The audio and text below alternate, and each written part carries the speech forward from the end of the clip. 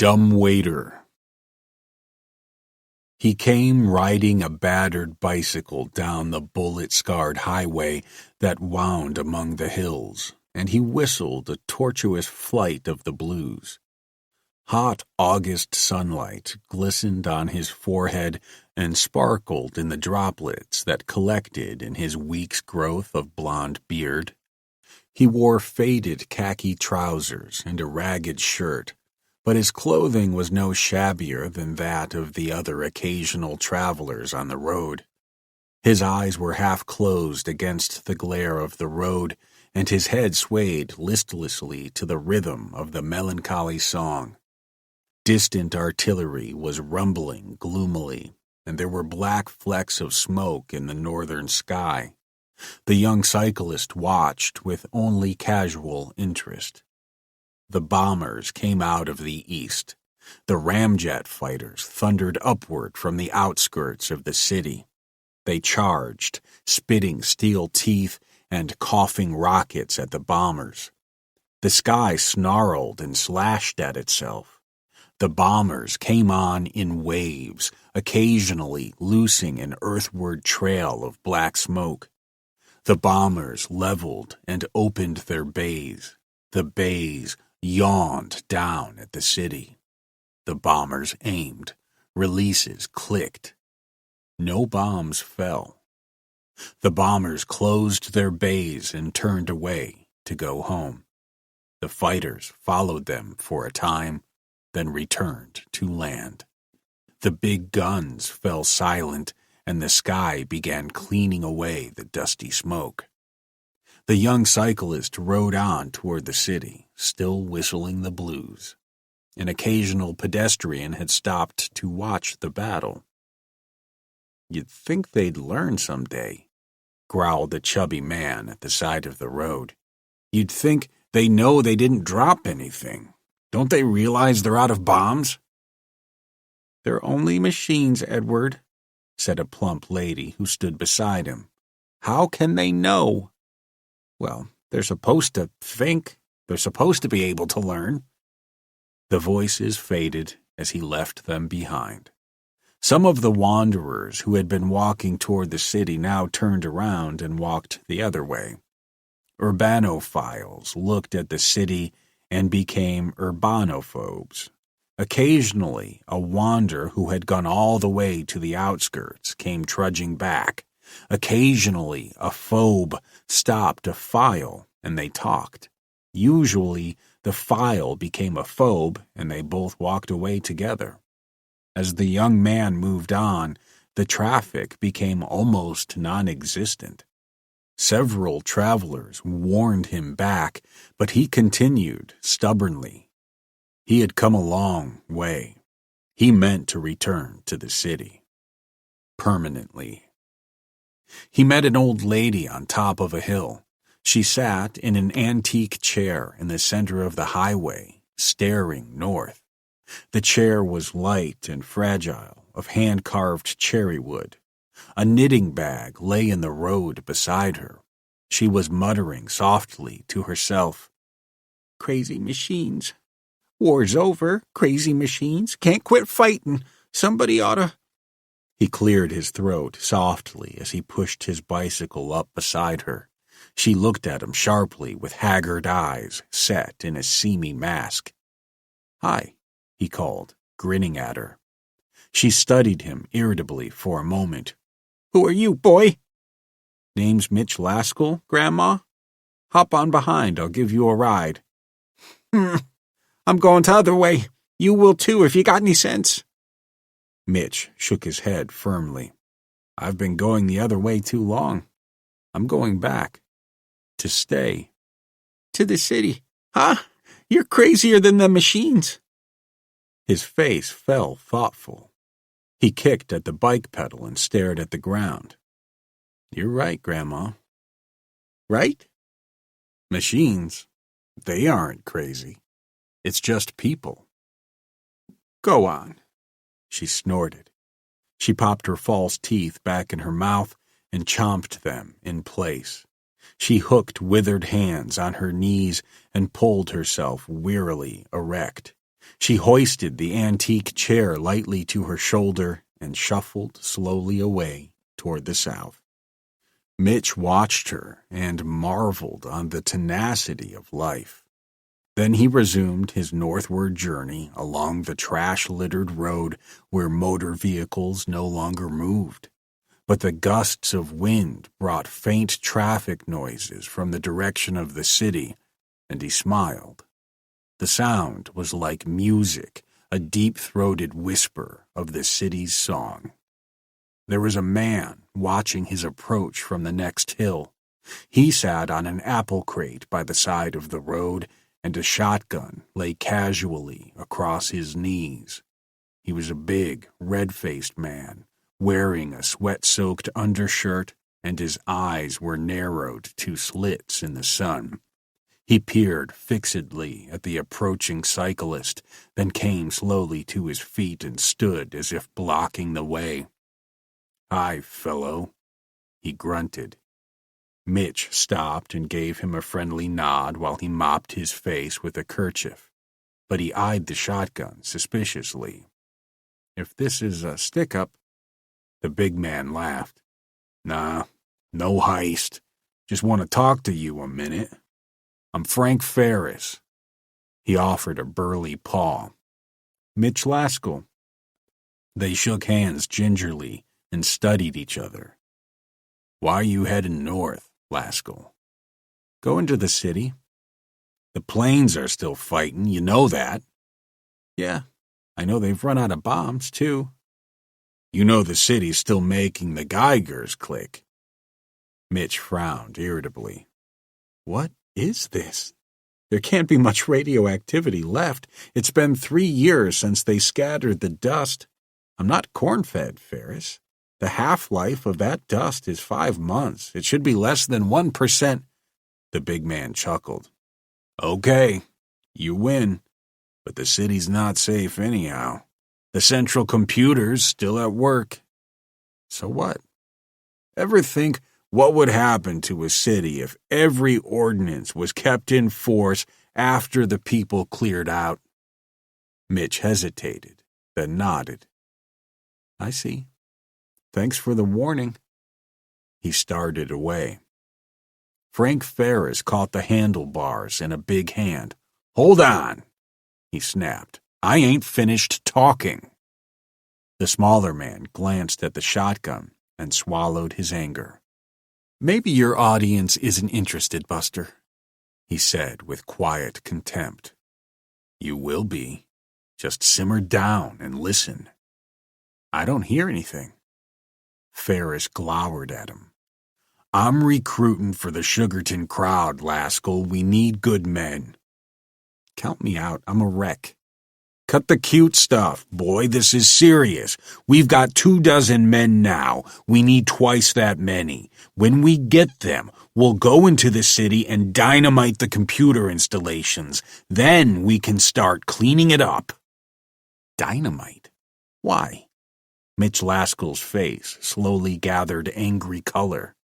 "So people can live in it, of course. So we can search for food without having a dozen mechanical cops jump us when we break into a store." "How much did Central cost?" Mitch asked stiffly. It was a rhetorical question. Ferris shook his head irritably. "What does that matter now? Money's no good anyway. You can't sell Central for junk." "Wake up, boy." The cyclist swallowed hard. A jaw muscle tightened in his cheek, but his voice came calmly. "You help build Central, Ferris? You help design her?" Why, no. What kind of question is that?" "You know anything about her? What makes her work? How she's rigged to control all the subunits? You know that?" "No, You got any idea about how much sweat dripped on the drafting boards before they got her plans drawn? How many engineers slaved over her and cussed her and got drunk when their piece of the job was done?" Ferris was sneering faintly. "You know, huh?" "Yeah." "Well, That's all too bad, boy. But she's no good to anybody now. She's a hazard to life and limb. Why you can't go inside the city without... She's a machine, Ferris. An intricate machine. You don't destroy a tool just because you're finished with it for a while. They glared at each other in the hot sunlight. Listen, boy. People built Central. People got the right to wreck her, too. I don't care about rights, Mitch snapped. I'm talking about what's sensible, sane. But nobody's got the right to be stupid. Ferris stiffened. Watch your tongue, smart boy. I didn't ask for this conversation. Ferris released the handlebars. Get off the bicycle, he grunted ominously. Why? You want to settle it the hard way? No. We're requisitioning your bicycle. You can walk from here on. The Sugarton crowd needs transportation. We need good men, but I guess you ain't one. Start walking. Mitch hesitated briefly. Then he shrugged and dismounted on the side away from Ferris. The big man held the shotgun cradled lazily across one forearm. He watched Mitch with a mocking grin. Mitch grasped the handlebars tightly and suddenly rammed the front wheel between Ferris's legs. The fender made a tearing sound. The shotgun exploded skyward as the big man fell back. He sat down screaming and doubling over, the gun clattering in the road. He groped for it with a frenzied hand. Mitch kicked him in the face, and a tooth slashed at his toe through the boot leather. Ferris fell aside, his mouth spitting blood and white fragments. Mitch retrieved the shotgun and helped himself to a dozen shells from the other's pockets, then mounted the bicycle and pedaled away. When he had gone half a mile, a rifle slug spanged off the pavement beside him. Looking back, he saw 3 tiny figures standing beside Ferris in the distance. The Sugarton crowd had come to take care of their own, no doubt. He pedaled hard to get out of range, but they wasted no more ammunition. He realized uneasily that he might meet them again if they came to the city intending to sabotage Central, and Ferris wouldn't miss a chance to kill him if the chance came. Mitch didn't believe he was really hurt, but he was badly humiliated, and for some time to come, he would dream of pleasant ways to murder Mitch Laskell. Mitch no longer whistled as he rode along the deserted highway toward the sun-drenched skyline in the distance. To a man born and bred to the tune of mechanical thunder, amid vistas of concrete and steel, the skyline looked good. Looked good even with several of the buildings twisted into ugly wreckage. It had been dusted in the radiological attack, but not badly bombed. Its defenses had been more than adequately provided for, which was understandable since it was the capital and the legislators had appropriated freely. It seemed unreasonable to him that Central was still working. Why hadn't some group of engineers made their way into the main power vaults to kill the circuits temporarily? Then he remembered that the vaults were self-defending and that there were probably very few technicians left who knew how to handle the job. Technicians had a way of inhabiting industrial regions, and wars had a way of destroying those regions. Dirt farmers usually had the best survival value. Mitch had been working with aircraft computers before he became displaced, but a city's central service coordinator was a far cry from a robot pilot.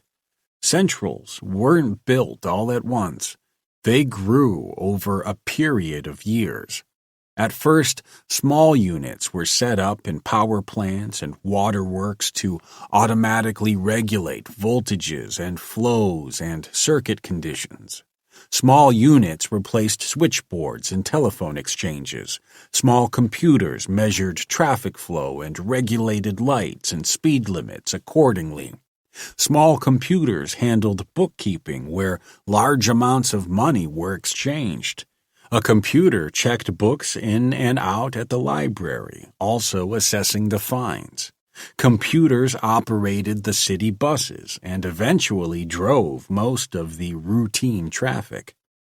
That was the way the city's central service grew.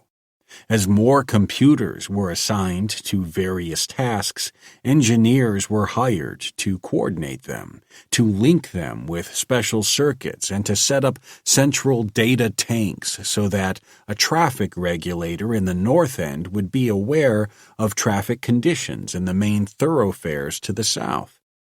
Back when the micro-learner relay was invented, the engineers built a central unit to be used in conjunction with the central data tanks.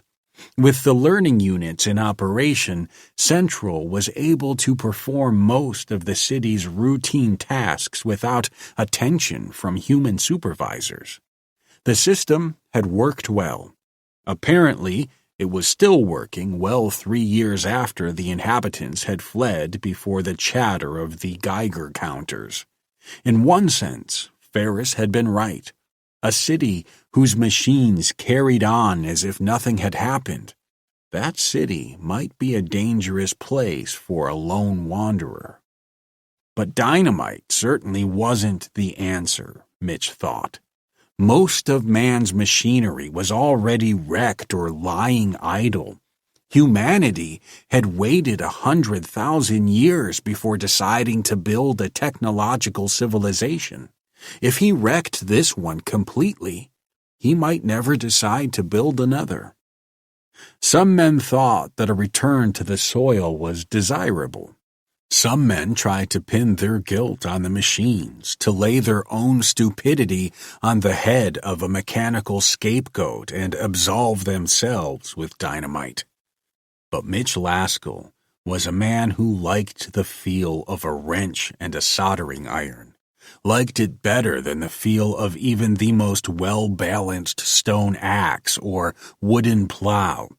And he liked the purr of a pint-sized nuclear engine much better than the braying of a harnessed jackass. He was willing to kill Frank Ferris or any other man who sought to wreck what little remained. But the gloom settled over him as he thought, if everybody decides to tear it down, what can I do to stop it? For that matter, would he then be right in trying to stop it? At sundown, he came to the limits of the city, and he stopped just short of the outskirts. 3 blocks away, a robot cop rolled about in the center of the intersection, rolled on tricycle wheels while he directed the thin trickle of traffic with candy-striped arms and with eyes that changed color like a stoplight. His body was like an oil drum, painted fire engine red. The head, however, had been cast in a human mold with a remarkably Irish face and a perpetual predatory smile. A short radar antenna grew from the center of his head, and the radar was his link with Central. Mitch sat watching him with a nostalgic smile, even though he knew such cops might give him trouble once he entered the city. The skaters were incapable of winking at petty violations of ordinance. As the daylight faded, photronic cells notified Central, and the streetlights winked promptly on.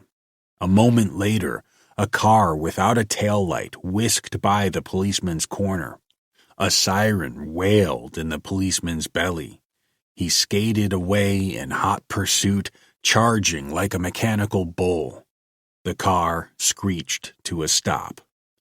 O'Reilly wrote out a ticket and offered it to an empty back seat. When no one took it, the cop fed it into a slot in his belly, memorized the car's license number, and came clattering back to his intersection where the traffic had automatically begun obeying the ordinances governing non-policed intersections. The cars were empty, computer-piloted. Their destinations were the same as when they had driven regular daily routes for human passengers. Salesmen calling on regular customers, inspectors making their rounds, taxis prowling their assigned service areas. Mitch Laskell stood shivering. The city sounded sleepy, but alive.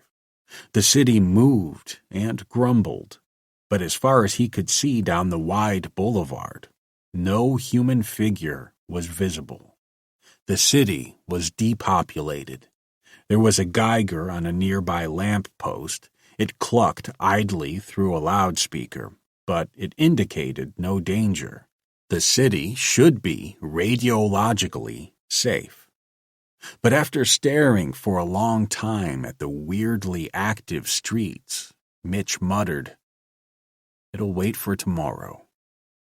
He turned onto a side road that led through a residential district just outside the city limits. Central's jurisdiction did not extend here except for providing water and lights. He meant to spend the night in a deserted house, then enter the city at dawn. Here and there, a light burned in one of the houses, indicating that he was not alone in his desire to return. But the pavement was scattered with rusty shrapnel, with fragments fallen from the sky battles that still continued. Even by streetlight, he could see that some of the roofs were damaged. Even though the bombers came without bombs, there was still danger from falling debris and from fire. Most former city dwellers who were still alive preferred to remain in the country. Once he passed a house from which music floated softly into the street, and he paused to listen. The music was scratchy, a worn record. When the piece was finished, there was a moment of silence, and the player played it again, the last record on the stack, repeating itself. Otherwise, the house was still. Mitch frowned, sensing some kind of trouble. He wheeled the bicycle toward the curb, meaning to investigate. "I live there," said a woman's voice from the shadows. She had been standing under a tree that overhung the sidewalk, and she came slowly out into the streetlight. She was a dark, slender girl with haunted eyes, and she was holding a baby in her arms. "Why don't you turn off your record player?" he asked. "Or change to the other side?" "My husband's in there," she told him. "He's listening to it. He's been listening to it for a long time. His name is George. Why don't you go say hello to him?" Mitch felt vaguely disturbed. There was a peculiar note in the girl's quiet Spanish accent. Still, he wanted to talk to someone who had ventured into the city. He nodded and smiled at the girl. "I'd like to. You just go on in. I'll stay out here. The baby needs fresh air." He thanked her and strolled up on the porch. The record player stopped, tried to change, and played the same piece again. Mitch knocked once. Hearing no answer, he entered and moved along the hallway toward the light in the kitchen. But suddenly, he stopped. The house smelled musty, and it smelled of something else. Many times he had smelled the syrup and stale fish odor of death. He advanced another step toward the kitchen. He saw a porcelain-topped table. He saw a hand lying across the table. The hand was bloated and lying amid brown stains that also covered the forearm and sleeve. The hand had dropped a butcher knife. Dead several days, he thought, and backed away. He turned the record player off as he left the house. The girl was standing at the curb, gazing down at his bicycle. She glanced at him amiably and spoke. "I'm glad you turned that record off, George. A man just came by and wanted to know why you played it so often. You must have been asleep." Mitch started. He moistened his lips and stared at her wonderingly. "I'm not—" He fell silent for a moment, then stuttered. "You haven't been in the house?" "Yes, but you were asleep in the kitchen. Did the man come to talk to you?" "Look, I'm not—" He choked and said nothing. The dark-eyed baby was eyeing him suspiciously. He lifted the bicycle and swung a long leg across the saddle. "George, where are you going?" "Just for a little ride," he managed to gasp. "On the man's bicycle." Something was twisting cruelly at his insides. He stared at the girl's wide brown eyes for a moment, and then he said it. "Sure, it's all right. He's asleep at the kitchen table." Her mouth flickered open, and for an instant sanity threatened to return. She rocked dizzily. Then after a deep breath, she straightened. "Don't be gone too long, George." "I won't. Take good care of the baby." He pedaled away on wings of fright. For a time he cursed himself, and then he fell to cursing the husband who had taken an easy road, leaving his wife to stumble along. Mitch wondered if he should have stayed to help her. But there was nothing to be done for her. Nothing, at least, that was in his power to do. Any gesture of help might become an irreparable blunder. At least, she still had the child. A few blocks away he found another house with an intact roof, and he prepared to spend the night. He wheeled the bicycle into the parlor and fumbled for the lights. They came on, revealing a dusty room and furniture with frayed upholstery. He made a brief tour of the house. It had been recently occupied, but there were still unopened cans in the kitchen and still crumpled sheets on the bed. He ate a cold supper, shaved, and prepared to retire. Tomorrow would be a dangerous day. Sleep came slowly. Sleep was full of charging ramjets in flak-scarred skies, full of tormented masses of people that swarmed in exodus from death-sickened cities. Sleep was full of babies wailing and women crying in choking sobs. Sleep became white arms and soft caresses. The wailing and sobbing had stopped. It was later. Was he awake or still asleep?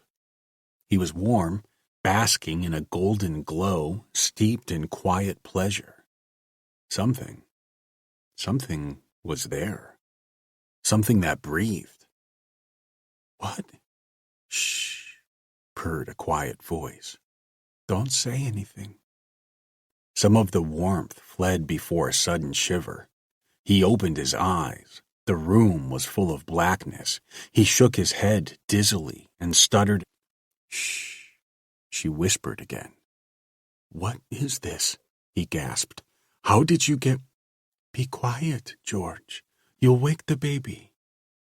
He sank back in utter bewilderment, with winter frosts gathering along his spine. Night was dreamlike, and dawn came, washing the shadows with grayness.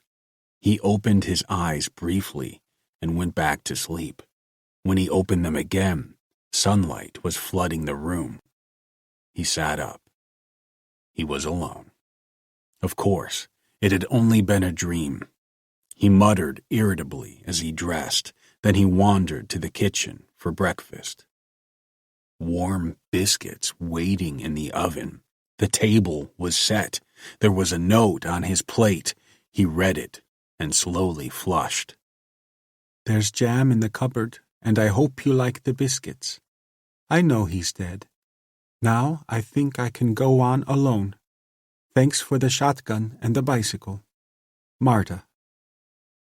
He bellowed a curse and charged into the parlor. The bike was gone. He darted to the bedroom. The shotgun was gone. He ran shouting to the porch, but the street was empty. Sparrows fluttered about the eaves. The skyline of the business district lay lonesome in the morning sun. Squirrels were rustling in the branches of the trees. He looked at the weedy lawns where no children played, at the doors askew on their hinges, at a bit of aircraft wreckage jutting from the roof of a fire-gutted home, the rotting porches, the emptiness. He rubbed his cheek ruefully. It was no world for a young mother and her baby. The baby would fit nicely in the bicycle's basket. The shotgun would offer some protection against human wolf packs that prowled everywhere these days. "Little thief," he growled half-heartedly. But when the human animal would no longer steal to protect its offspring, then its prospects for survival would be bleak indeed. He shrugged gloomily and wandered back to the kitchen. He sat down and ate the expensive biscuits, and decided that George couldn't have cut his throat for culinary reasons. Marta was a good cook. He entered the city on foot and, unarmed, later in the morning. He chose the alleyways, avoiding the thoroughfares where traffic purred and where the robot cops enforced the letter of the law.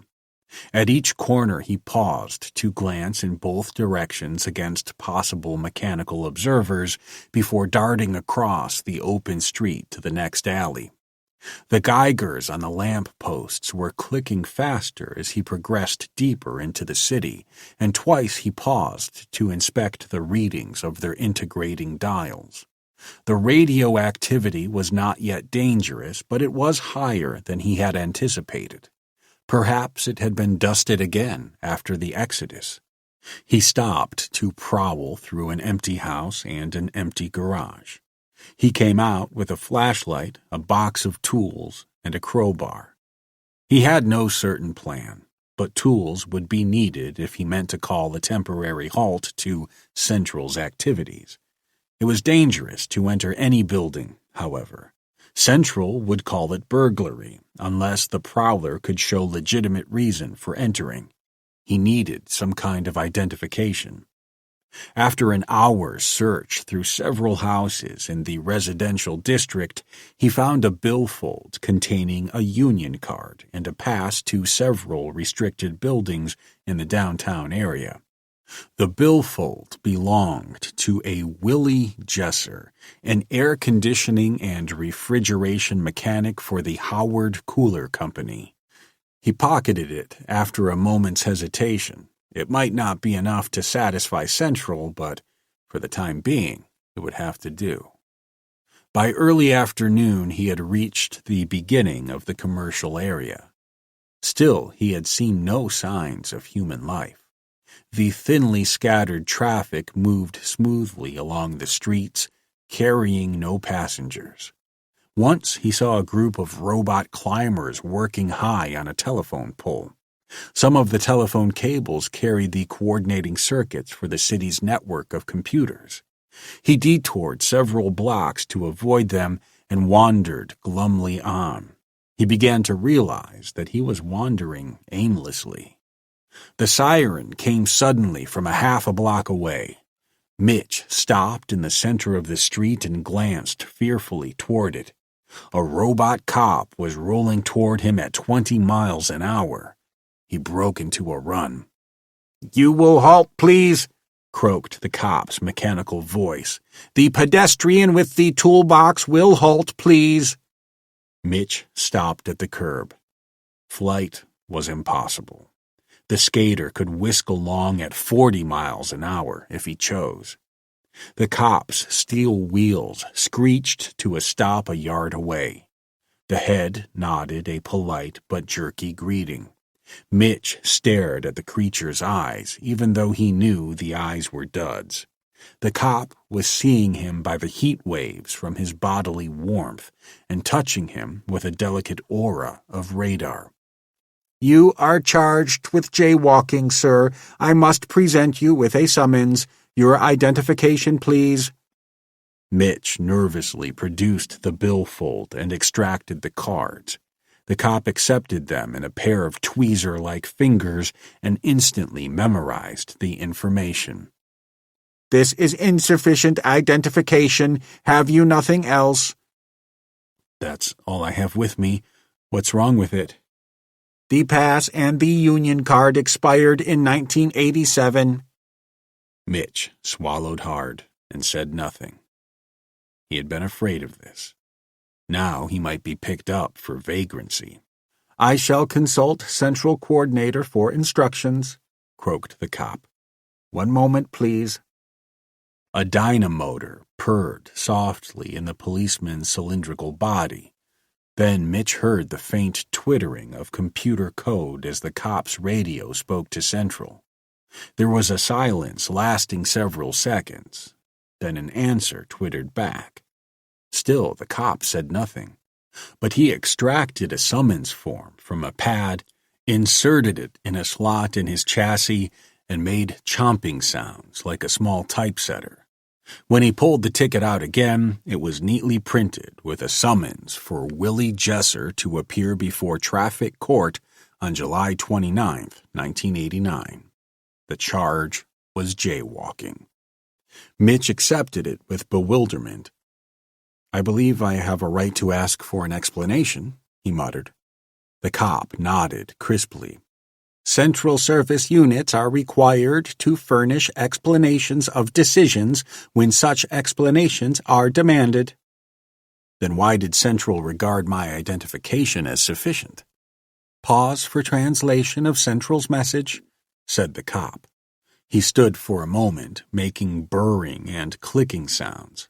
Then, "Referring to arrest of Willie Jesser by Unit 6 Baker, do not book for investigation. Previous investigations have revealed no identification papers dated later than May 1987 in the possession of any human pedestrian. Data based on 100 sample cases. Tentative generalization by Central Service. It has become impossible for humans to produce satisfactory identification. Therefore, satisfactory identification is temporarily redefined pending instruction from authorized human legislative agency." Mitch nodded thoughtfully.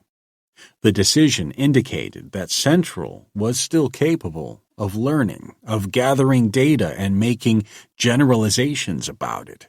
But the difficulty was still apparent. She was allowed to act on such generalizations only in certain very minor matters. Although she might very well realize the situation in the city, she could do nothing about it without authority from an authorized agency. That agency was a department of the city's government, currently non-existent. The cop croaked a courteous, "Good day, sir," and skated smoothly back to his intersection. Mitch stared at his summons for a moment. The date was still 4 days away. If he weren't out of the city by then, he might find himself in the lockup, since he had no money to pay a fine. Reassured now that his borrowed identity gave him a certain amount of safety, he began walking along the sidewalks instead of using the alleys. Still, he knew that Central was observing him through 1,000 eyes. Counters on every corner were set to record the passage of pedestrian traffic and to relay the information to Central, thus helping to avoid congestion. But Mitch was the pedestrian traffic, and the counters clocked his passage. Since the data was available to the logic units, Central might make some unpleasant deductions about his presence in the city. Brazenness, he decided, was probably the safest course to steer. He stopped at the next intersection and called to another mechanical cop, requesting directions to City Hall. But the cop paused before answering, paused to speak with Central, and Mitch suddenly regretted his question. The cop came skating slowly to the curb. 6 blocks west and 4 blocks north, sir, croaked the cop. Central requests the following information, which you may refuse to furnish if you so desire. As a resident of the city, how is it that you do not know the way to City Hall, Mr. Jesser?" Mitch whitened and stuttered nervously. "Why, I've been gone 3 years. I had forgotten." The cop relayed the information, then nodded. "Central thanks you. Data has been recorded." "Wait," Mitch muttered. "Is there a direct contact with Central in City Hall?" "Affirmative." "I want to speak to Central. May I use it?" The computer code twittered briefly. "Negative. You are not listed among the city's authorized computer personnel. Central suggests you use the Public Information Unit, also in City Hall, ground floor rotunda." Grumbling to himself, Mitch wandered away. The PIU was better than nothing, but if he had access to the direct service contact, perhaps to some extent, he could have altered the city's rigid behavior pattern. The PIU, however, would be well guarded. A few minutes later, he was standing in the center of the main lobby of the City Hall. The great building had suffered some damage during an air raid, and one wing was charred by fire. But the rest of it was still alive with the rattle of machinery. A headless servo secretary came rolling past him, carrying a tray full of pink envelopes. Delinquent utility bills, he guessed. Central would keep sending them out, but of course, human authority would be needed to suspend service to the delinquent customers. The servo secretary deposited the envelopes in a mailbox by the door, then rolled quickly back to its office. Mitch looked around the gloomy rotunda. There was a desk at the far wall. Recessed in a panel behind the desk were a microphone, a loudspeaker, and the lens of a television camera. A sign hung over the desk indicating that here was the place to complain about utility bills, garbage disposal service, taxes, and inaccurate weather forecasts. A citizen could also request any information contained in central data except information relating to defense or to police records. Mitch crossed the rotunda and sat at the desk facing the panel. A light came on overhead. The speaker crackled for a moment. "Your name, please?" it asked. "Willie Jesser." "What do you wish from Information Service, please?" "A direct contact with Central Data." "You have a screened contact with Central Data. Unauthorized personnel are not permitted an unrestricted contact for security reasons. Your contact must be monitored by this unit." Mitch shrugged. It was as he had expected. Central Data was listening and speaking, but the automatics of the PIU would be censoring the exchange. "All right," he grumbled. "Tell me this. Is Central aware that the city has been abandoned, that its population is gone?" "Screening, screening, screening," said the unit. "Question relates to civil defense." Is Central aware that her services are now interfering with human interests? There was a brief pause. "Is this question in the nature of a complaint?" "Yes," he grated acidly. "It's a complaint." "About your utility services, Mr. Jesser?" Mitch spat an angry curse. "About all services," he bellowed. "Central has got to suspend all operations until new ordinances are fed into data." "That will be impossible, sir." "Why?" "There is no authorization from Department of City Services." He slapped the desk and groaned. "There is no such department now. There is no city government. The city is abandoned." The speaker was silent. "Well?" he snapped. "Screening," said the machine. "Listen," he hissed. "Are you screening what I say, or are you just blocking Central's reply?" There was a pause. "Your statements are being recorded in Central Data. Replies to certain questions must be blocked for security reasons." "The war is over," Screening. You're trying to maintain a civil status quo that went out of existence 3 years ago. Can't you use your logic units to correct for present conditions?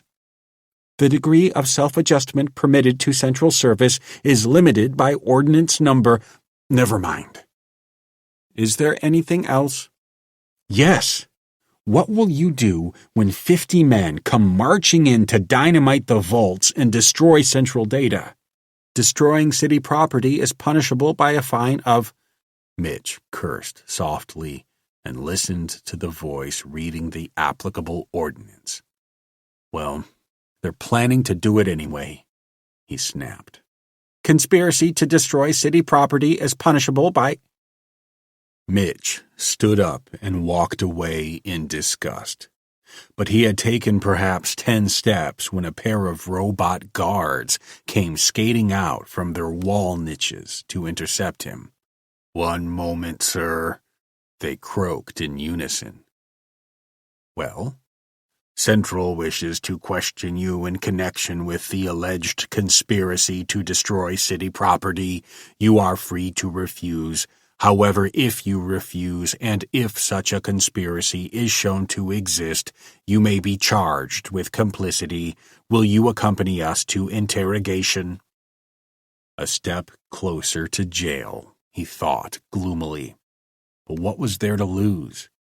He grunted assent and accompanied the skaters out the entrance, down an inclined ramp, and past a group of heavily barred windows.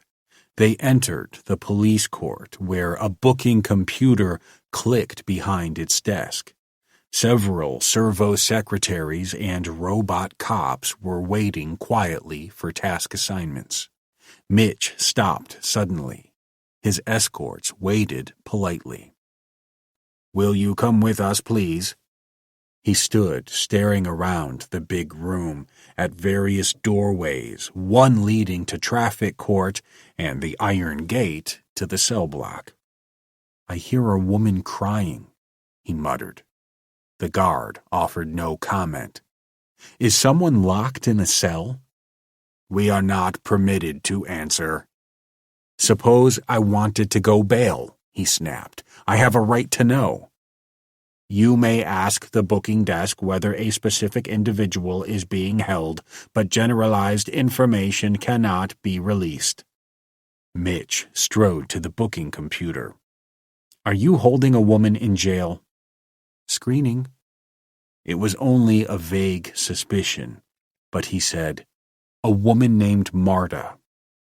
"Full name, please." "I don't know it. Can't you tell me?" "Screening." "Listen, I loaned my bicycle to a woman named Marta. If you have the bicycle, I want it." "License number, please." "A 1987 license, number 6 Zebra 50. "Check with Lost and Found, please." Mitch controlled himself slowly. "Look, you check. I'll wait." The computer paused. "A bicycle with that license number has been impounded. Can you produce proof of ownership?" "On a bicycle? I knew the number. Isn't that enough?" "Describe it, please." Mitch described it wearily. He began to understand Ferris's desire to retire Central permanently and forcibly.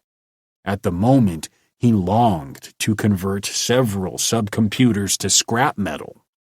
"Then," said the speaker, "if vehicle is yours, you may have it by applying for a new license and paying the required fee." "Refer that to Central Data," Mitch groaned. The booking computer paused to confer with the coordinator. "Decision stands, sir." "But there aren't any new licenses," he growled. "A while ago, Central said... never mind." "That decision applied to identification, sir. This applies to licensing of vehicles. Insufficient data has been gathered to permit generalization." Sure. All right. What do I do to get the girl out of jail? There was another conference with the coordinator. Then, she is being held for investigation. She may not be released for 72 hours. Mitch dropped the toolbox that he had been carrying since morning. With a savage curse, he rammed the crowbar through a vent in the device's front panel and slashed it about in the opening. There was a crash of shattering glass and a shower of sparks. Mitch yelped at the electric jolt and lurched away. Steel fingers clutched his wrists. 5 minutes later, he was being led through the gate to the cell blocks, charged with maliciously destroying city property, and he cursed himself for a hot-tempered fool.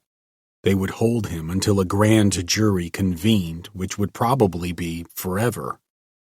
The girl's sobbing grew louder as he was led along the iron corridors toward a cell. He passed 3 cells and glanced inside. The cells were occupied by dead men's bones. Why?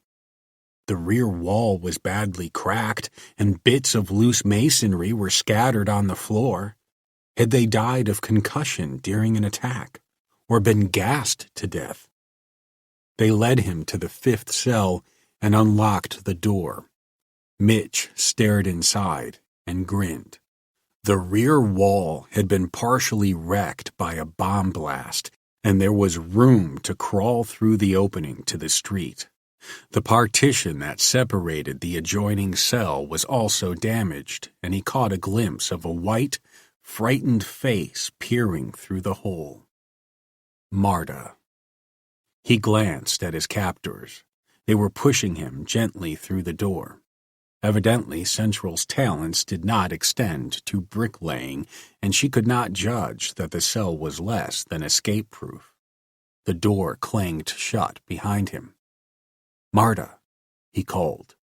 Her face had disappeared from the opening. There was no answer. "Marta." "Let me alone," grumbled a muffled voice. "I'm not angry about the bicycle." He walked to the hole and peered through the partition into the next cell. She crouched in a corner, peering at him with frightened, tear-reddened eyes. He glanced at the opening in the rear wall. "Why haven't you gone outside?" he asked. She giggled hysterically. "Why don't you go look down?" He stepped to the opening and glanced 20 feet down to a concrete sidewalk. He went back to stare at the girl. "Where's your baby?" "They took him away," she whimpered. Mitch frowned and thought about it for a moment. "To the city nursery, probably, while you're in jail." "They won't take care of him. They'll let him die." "Don't scream like that. He'll be all right." "Robots don't give milk." "No, but there are such things as bottles, you know," he chuckled. "Are there?" Her eyes were wide with horror. "And what will they put in the bottles?" "Why—" He paused. Central certainly wasn't running any dairy farms. "Wait till they bring you a meal," she said. "You'll see." "Meal?" "Empty tray," she hissed. "Empty tray, empty paper cup, paper fork, clean paper napkin. No food." Mitch swallowed hard. Central's logic was sometimes hard to see. The servo attendants probably went through the motions of ladling stew from an empty pot and drawing coffee from an empty urn. Of course, there weren't any truck farmers to keep the city supplied with produce. So that's why the bones in other cells, he muttered. "They'll starve us to death." "Don't scream so. We'll get out. All we need is something to climb down on." "There isn't any bedding." "There's our clothing. We can plait a rope, and if necessary, we can risk a jump." She shook her head dully and stared at her hands. "It's no use. They'd catch us again." Mitch sat down to think. There was bound to be a police arsenal somewhere in the building, probably in the basement. The robot cops were always unarmed, but, of course, there had been a human organization for investigation purposes and to assume command in the event of violence. When one of the traffic units faced a threat, it could do nothing but try to handcuff the offender and call for human help. There were arms in the building somewhere, and a well-placed rifle shot could penetrate the thin-sheet steel bodies. He deplored the thought of destroying any of the city's service machinery, but if it became necessary to wreck a few subunits, it would have to be done. He must somehow get access to the vaults where the central data tanks and the coordinators were located. Get to them before Ferris's gang came to wreck them completely so that they might be free to pick the city clean. An hour later, he heard the cell block gate groan open, and he arose quickly. Interrogation, he thought. They were coming to question him about the plot to wreck Central. He paused to make a hasty decision, then scrambled for the narrow opening and clambered through it into the adjoining cell while the skater came rolling down the corridor. The girl's eyes widened. "What are you?" "Shh," he hissed. "This might work." The skater halted before his cell while he crouched against the wall beyond the opening. "Willie Jesser, please," the robot croaked. There was a silence. He heard the door swing open. The robot rolled around inside his cell for a few seconds, repeating his name and brushing rubble aside to make way. If only he failed to look through the opening. Suddenly, a siren growled and the robot went tearing down the corridor again. Mitch stole a quick glance. The robot had left the door ajar. He dragged the girl to her feet and snapped, "Let's go." They squeezed through the hole and raced out into the corridor. The cell block gate was closed. The girl moaned weakly. There was no place to hide. The door bolts were operated from remote boxes, placed in the corridor so as to be beyond the reach of the inmates. Mitch dragged the girl quickly toward another cell, opened the control panel, and threw the bolt. He closed the panel, leaving the bolt open. They slipped quickly inside the new cell, and he pulled the door quietly closed. The girl made a choking sound as she stumbled over the remains of a former inmate. "Lie down in the corner," he hissed, "and keep still. They're coming back in force." "What if they notice the bolt is open?" "Then we're sunk. But they'll be busy down at our end of the hall. Now shut up." They rolled under the steel cot and lay, scarcely breathing. The robot was returning with others. The faint twitter of computer code echoed through the cell blocks. Then the skaters rushed past and screeched to a stop before the escapee's cell. He heard them enter. He crawled to the door for a look, then pushed it open and stole outside.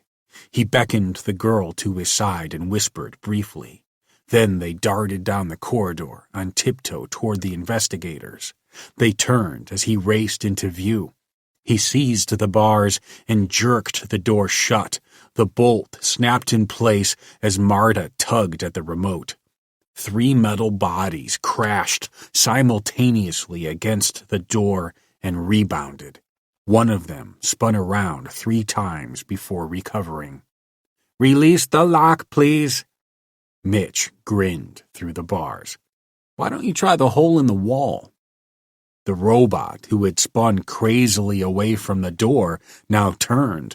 He went charging across the cell floor at full acceleration and sailed out wildly into space. An ear-splitting crash came from the street. Shattered metal skidded across pavement. A siren wailed and brakes shrieked. The others went to look and began twittering. Then they turned. "You will surrender, please. We have summoned armed guards to seize you if you resist." Mitch laughed and tugged at the whimpering girl. Where? To the gate, come on. They raced swiftly along the corridor, and the gate was opening to admit the armed guards. But of course, no human bluecoats charged through. The girl muttered frightened bewilderment, and he explained on the run. Enforced habit pattern. Central has to do it, even when no guards are available. 2 repair units were at work on the damaged booking computer as the escapees raced past. The repair units paused, twittered a notation to Central, then continued with their work. Minutes later they found the arsenal, and the mechanical attendant had set out a pair of 45s for the armed guards. Mitch caught one of them up and fired at the attendant's sheet metal belly. The robot careened crazily against the wall, emitted a shower of blue sparks, and stood humming while the metal around the hole grew cherry red. There was a dull cough. The machine smoked and fell silent. Mitch vaulted across the counter and caught a pair of submachine guns from the rack, but the girl backed away, shaking her head. "I couldn't even use your shotgun," she panted. He shrugged and laid it aside. "Carry as much ammunition as you can," he barked. Alarm bells were clanging continuously as they raced out of the arsenal, and a loudspeaker was thundering a request for all human personnel to be alert and assist in their capture. Marta was staggering against him as they burst out of the building into the street. He pushed her back against the wall and fired a burst at 2 skaters who raced toward them down the sidewalk. One crashed into a fire plug. The other went over the curb and fell in the street. "To the parking lot," he called over his shoulder. But the girl had slumped in a heap on the sidewalk. He grumbled a curse and hurried to her side. She was semi-conscious, but her face was white and drawn. She shivered uncontrollably. "What's wrong?" he snapped. There was no answer. Fright had dazed her. Her lips moved, seemed to frame a soundless word. "George." Muttering angrily, Mitch stuffed a 50-round drum of ammunition in his belt, took another between his teeth, and lifted the girl over one shoulder. He turned in time to fire a one-handed burst at another skater. The burst went wide, but the skater stopped. Then the skater ran away. He gasped and stared after it. The blare of the loudspeaker was furnishing the answer. "All human personnel, Central Patrol Service has reached the limit of permissible subunit expenditure. Responsibility for capture no longer applied without further orders to expend subunits. Please instruct. Commissioner of Police, please instruct." "Waiting. Waiting." Mitch grinned. Carrying the girl, he stumbled toward a car on the parking lot. He dumped her in the back seat and started in behind her, but a loudspeaker in the front protested. "Unauthorized personnel, this is Mayor Sarquist's car. Unauthorized personnel, please use an extra." Mitch looked around. There were no extras on the lot, and if there had been one, it would refuse to carry him unless he could identify himself as authorized to use it. Mayor Sarquist's car began twittering a radio protest to Central. Mitch climbed inside and wrenched loose the cable that fed the antenna. The loudspeaker began barking complaints about sabotage. Mitch found a toolbox under the back seat and removed several of the pilot computer's panels. He tugged a wire loose, and the speaker ceased complaining. He ripped at another, and a bank of tubes went dead. He drove away, using a set of dial controls for steering. The girl in the back seat began to recover her wits. She sat up and stared out the window at the thin traffic. The sun was sinking, and the great city was immersing itself in gloom. You're worthless, he growled at Marta.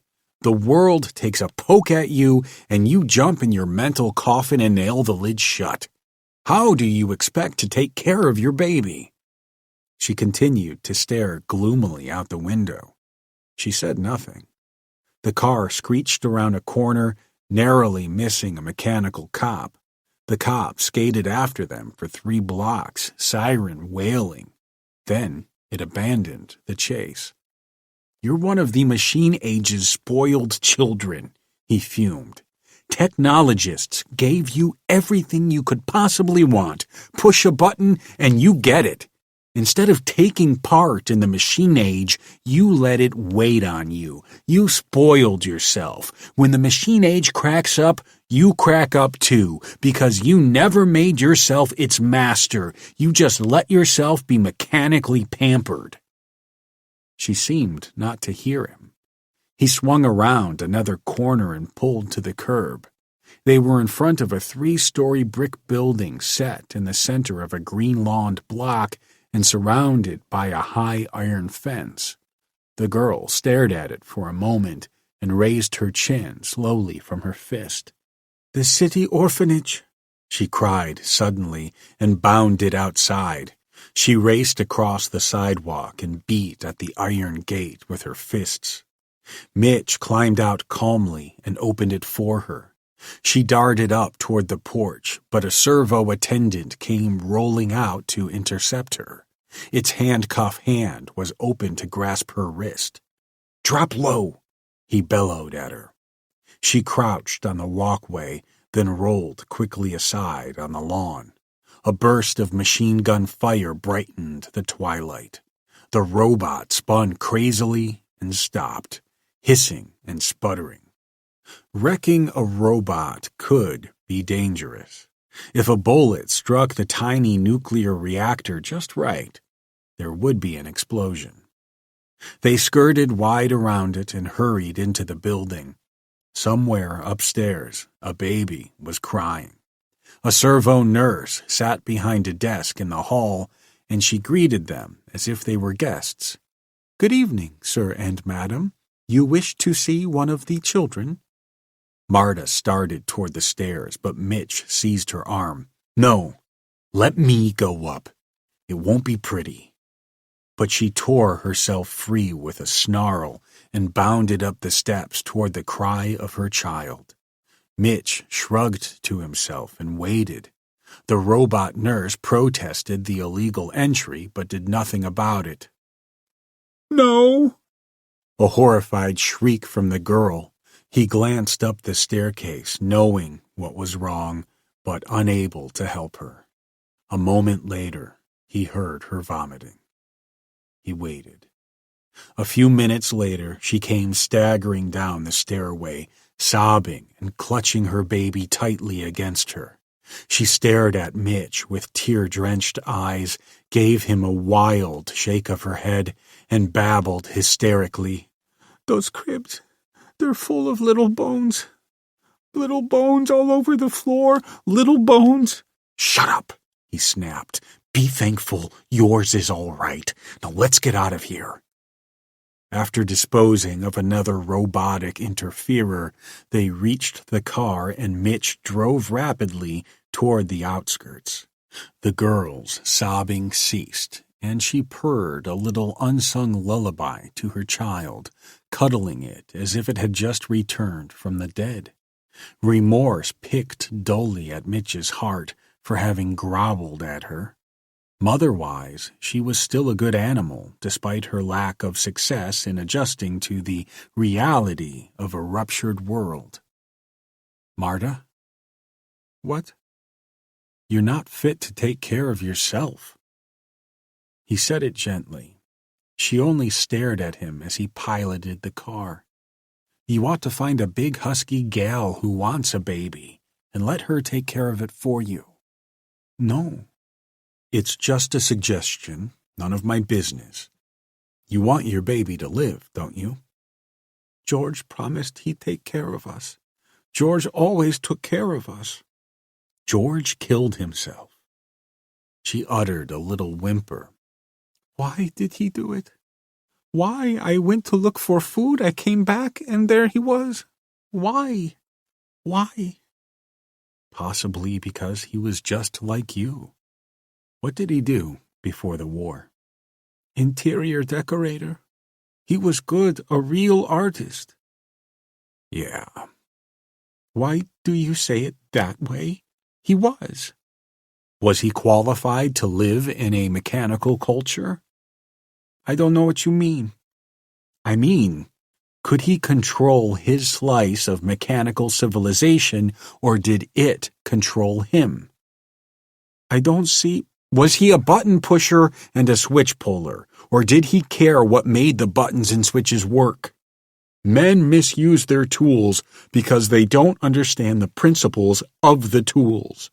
A man who doesn't know how a watch works might try to fix it with a hammer. If the watch is communal property, he's got no right to fool with it. A non-technologist has no right to take part in a technological civilization. He's a bull in a china shop. That's what happened to our era. Politicians were given powerful tools. They failed to understand the tools. They wrecked our culture with them.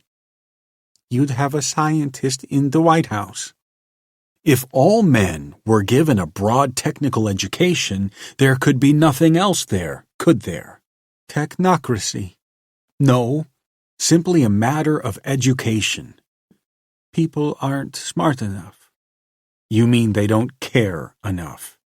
Any man above the level of a dullard has enough sense to grasp the principles of physics and basic engineering and mechanics.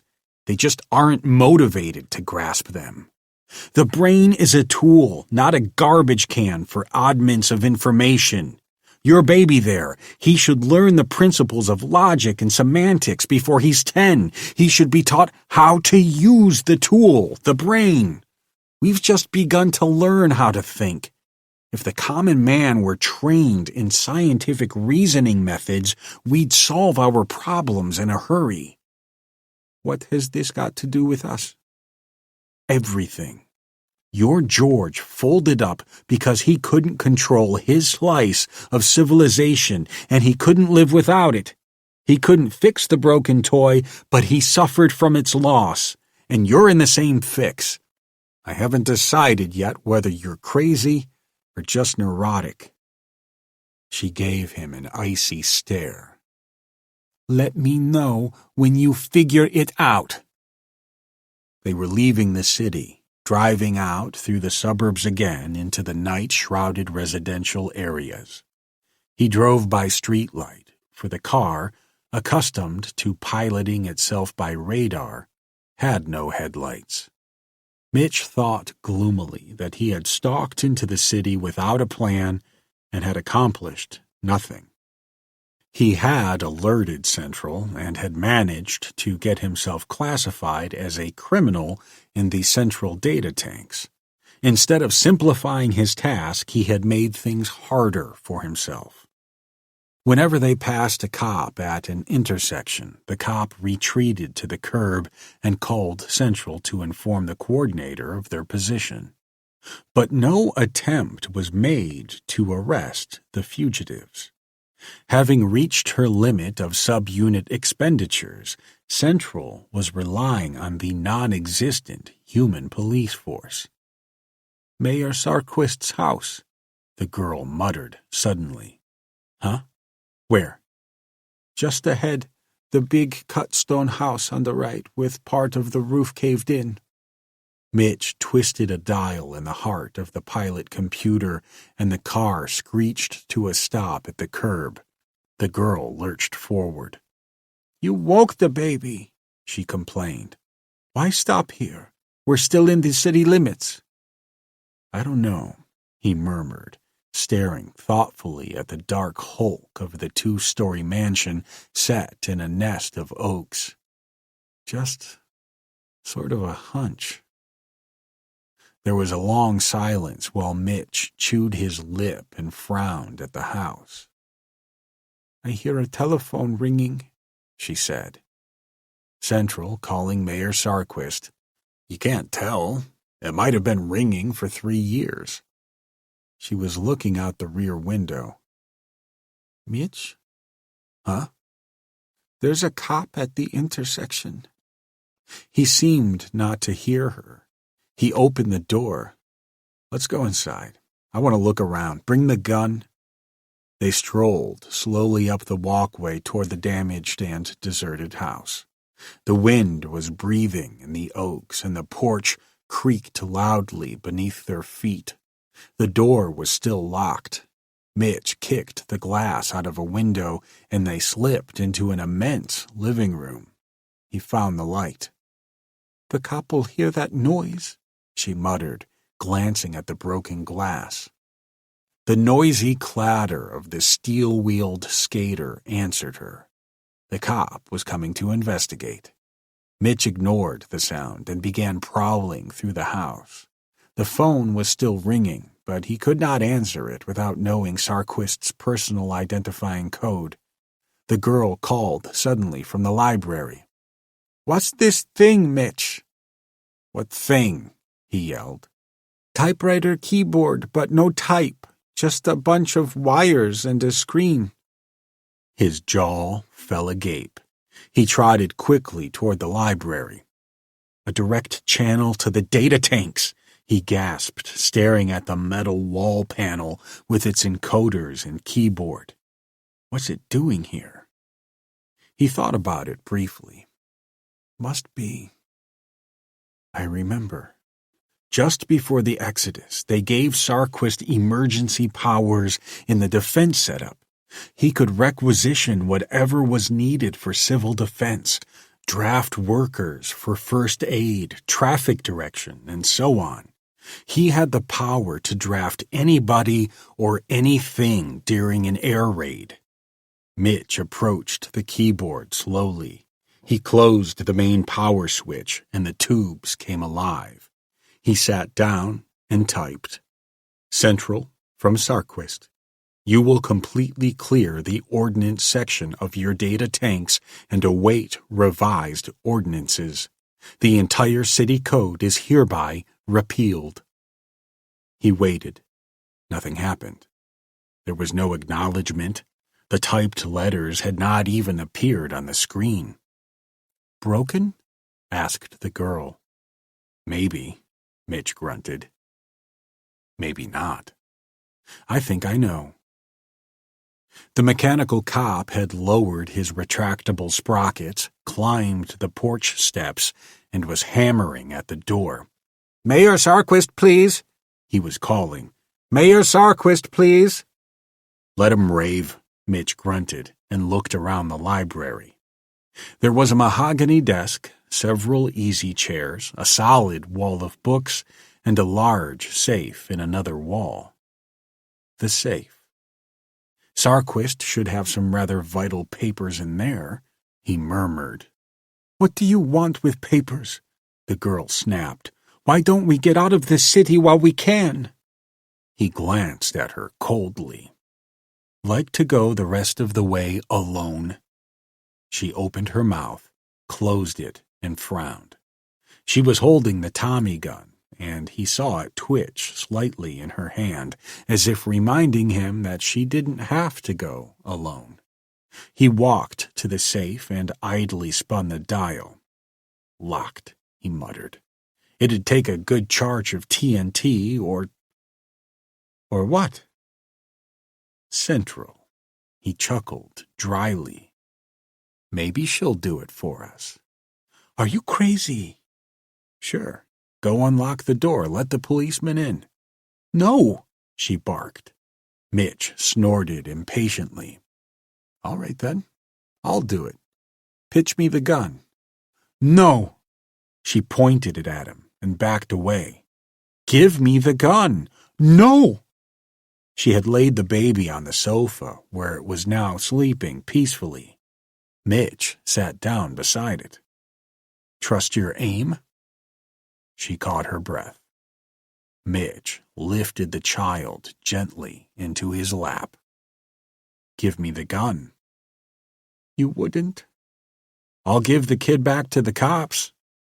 She whitened and handed the weapon to him quickly. Mitch saw that the safety was on, laid the baby aside, and stood up. "Don't look at me like that," she said nervously. He walked slowly toward her. "Don't you dare touch me!" He picked up a ruler from Sarquist's desk, then dived for her.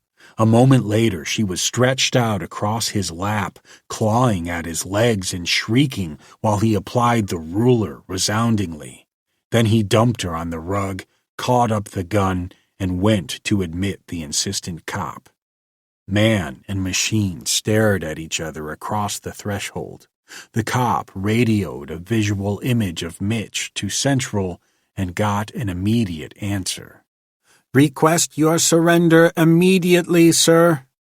"Am I now charged with breaking and entering?" he asked acidly. "Affirmative." "You planning to arrest me?" Again the cop consulted Central. "If you will leave the city at once, you will be granted safe passage." Mitch lifted his brows. Here was a new twist. Central was doing some interpretation, some slight modification of ordinance.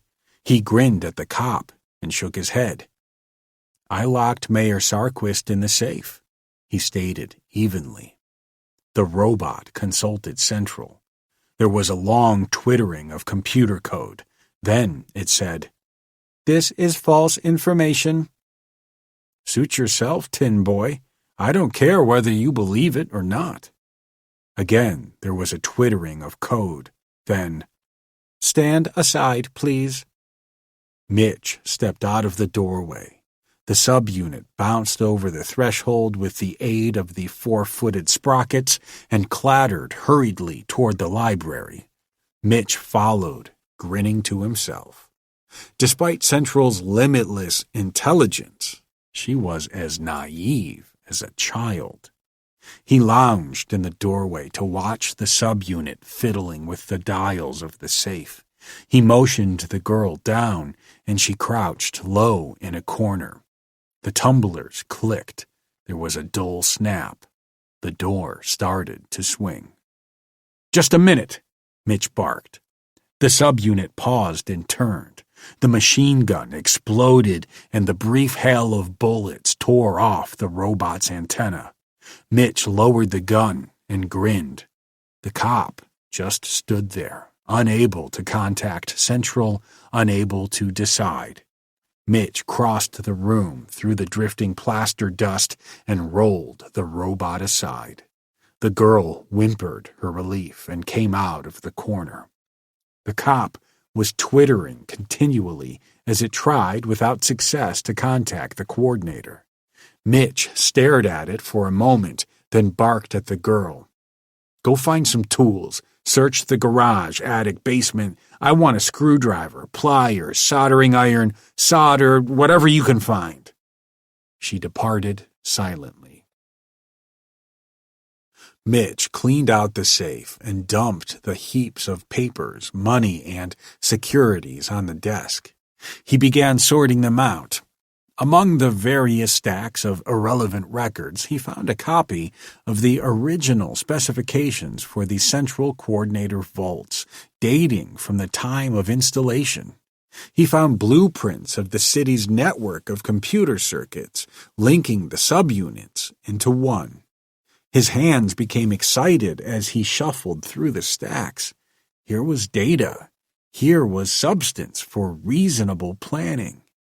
Heretofore, he had gone off half-cocked, and quite naturally had met with immediate failure. No one ever won a battle by being good, pure, or ethically right, despite Galahad's claims to the contrary. Victories were won by intelligent planning, and Mitch felt ashamed for his previous impulsiveness. To work out a scheme for redirecting Central's efforts would require time. The girl brought a box full of assorted small tools. She set them on the floor and sat down to glower at him. "More cops outside now," she said. "Standing and waiting. The place is surrounded." He ignored her. Sarquist's identifying code It had to be here somewhere. "I tell you, we should get out of here," she whined. "Shut up." Mitch occasionally plucked a paper from the stack and laid it aside while the girl watched. "What are those?" she asked. "Messages he typed into the unit at various times." "What good are they?" He showed her one of the slips of yellowed paper. It said, "Unit 67-BJ is retired for repairs." A number was scrawled in one corner, 5.00326. So? That number. It was his identifying code at the time. "You mean it's different every day?" "More likely, it's different every minute. The code is probably based on an equation whose independent variable is time, and whose dependent variable is the code number." "How silly." "Not at all. It's just sort of a combination lock whose combination is continuously changing. All I've got to do is find the equation that describes the change. Then I can get to the central coordinator." She paced restlessly while he continued the search. Half an hour later, he put his head in his hands and gazed despondently at the desktop. The key to the code was not there. "What's the matter?" she asked.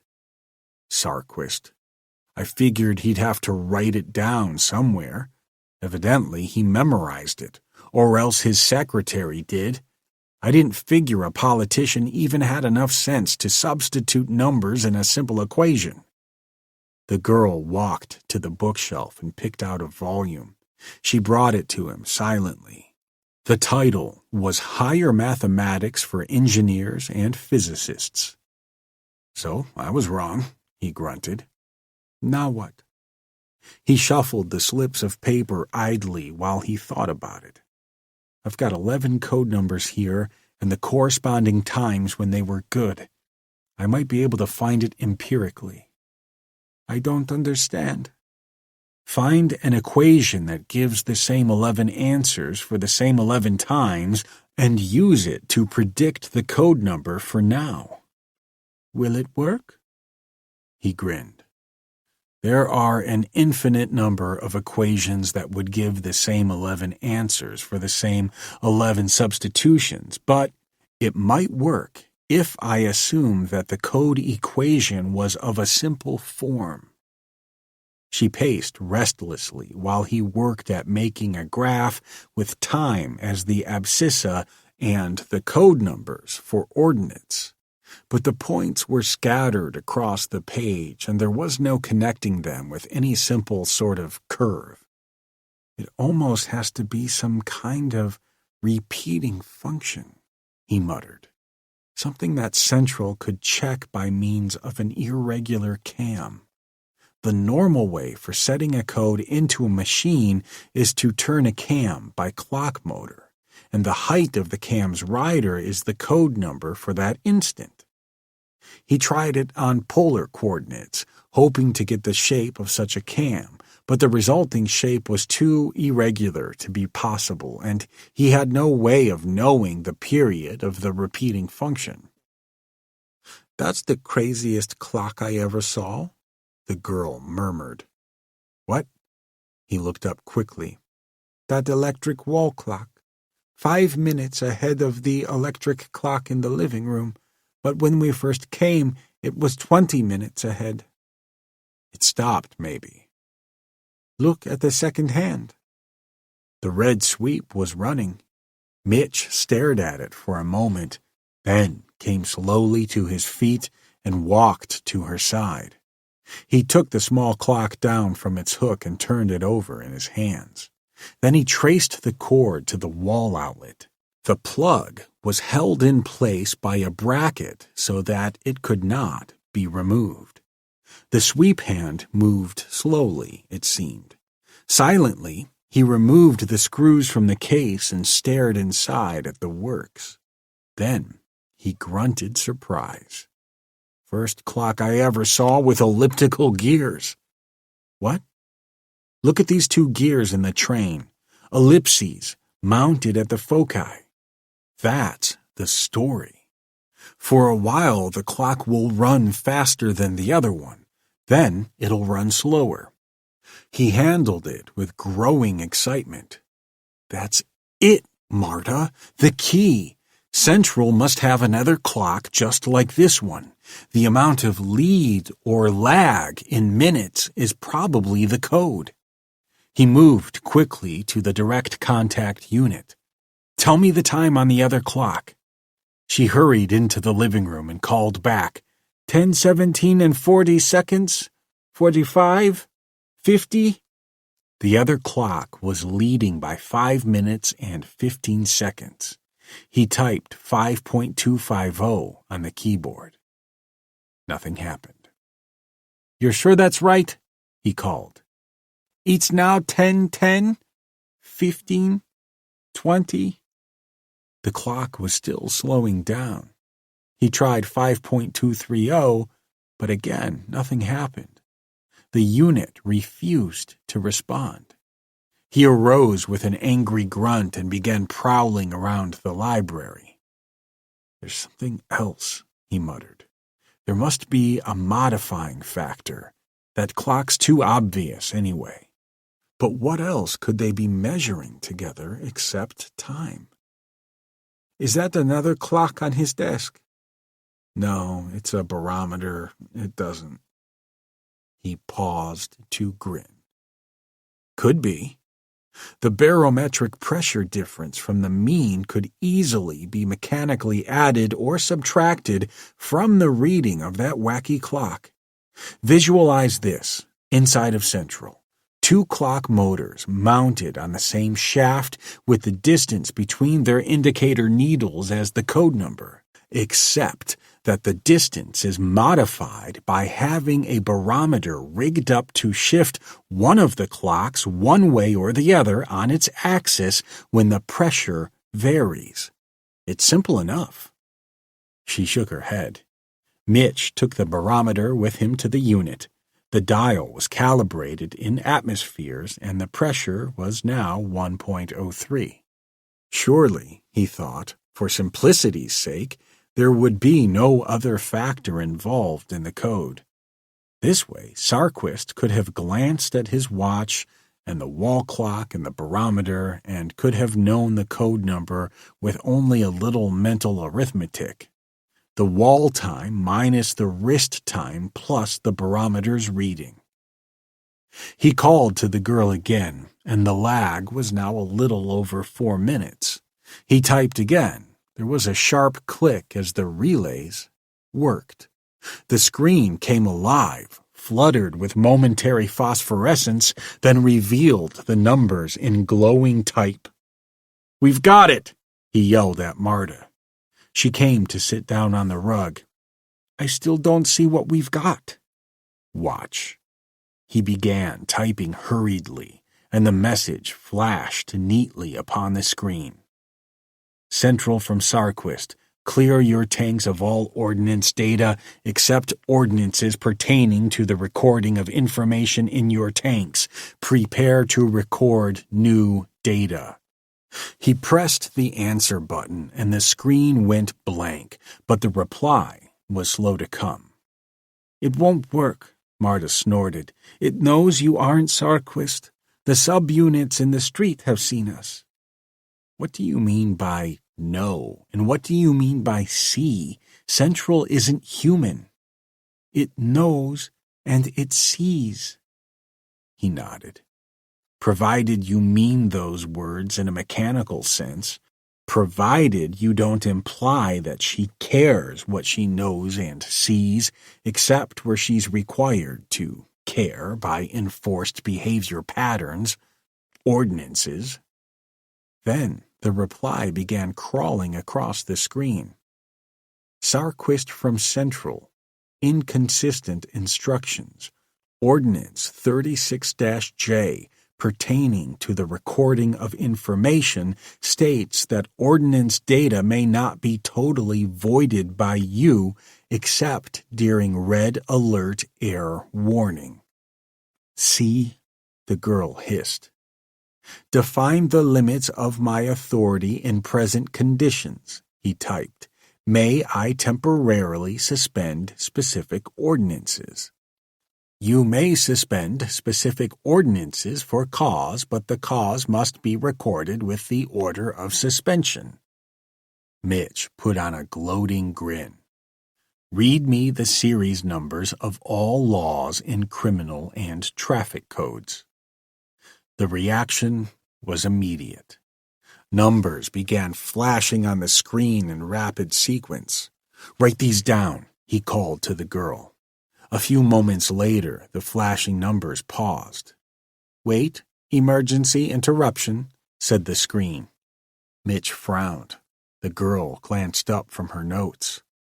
What's... Then it came.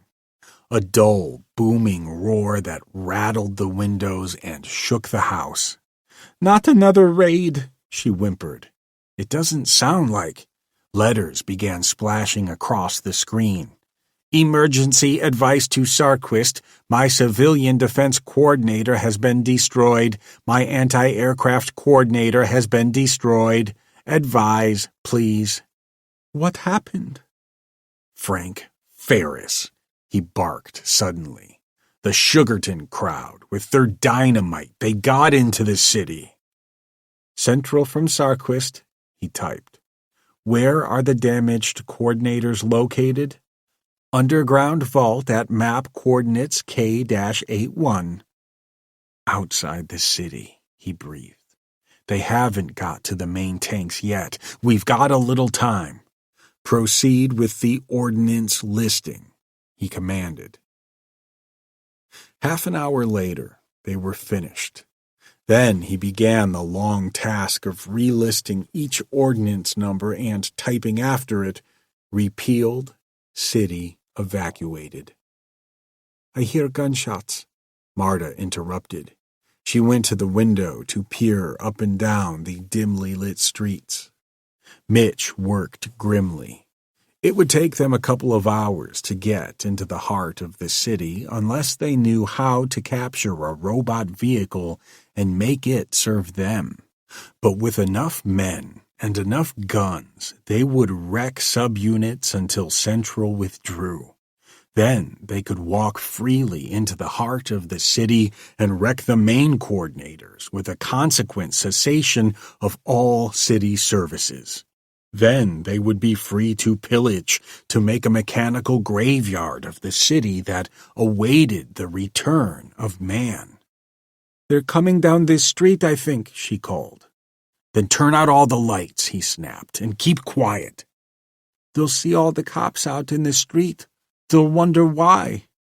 He worked frantically to get all the codes out of the machine before the Sugarton crowd came past.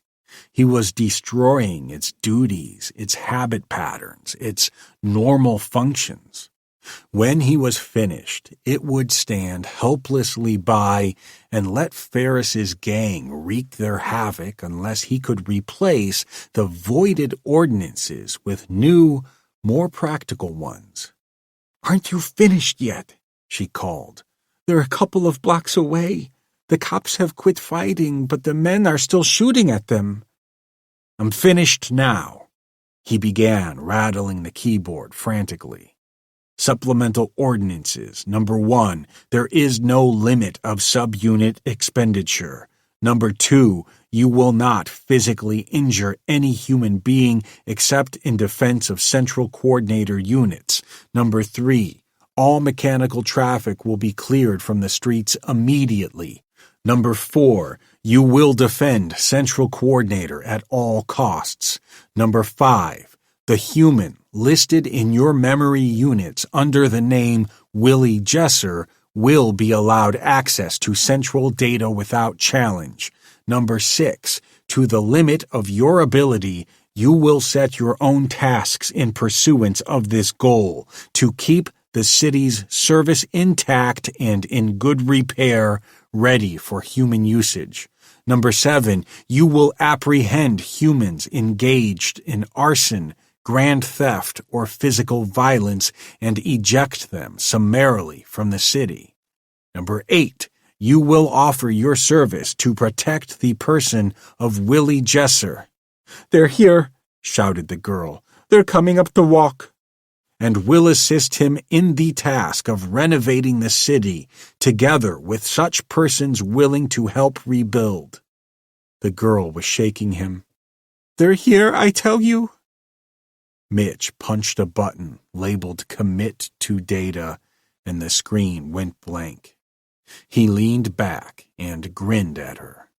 There was a sound of shouting in the street, and someone was beating at the door. Then the skaters came rolling in a tide of sound 2 blocks away. The shouting died, and there were several bursts of gunfire, but the skaters came on, and the shouting grew frantic. She muttered, "Now we're in for it." But Mitch just grinned at her and lit a cigarette. 50 men couldn't stand for long against a couple of thousand subunits who now had no expenditure limit. He typed one last instruction into the unit. When the plunderers are taken prisoner, offer them this choice: stay and help rebuild, or keep away from the city. From now on, there weren't going to be any non-participators. Mitch closed down the unit and went out to watch the waning fight. A bigger job was ahead.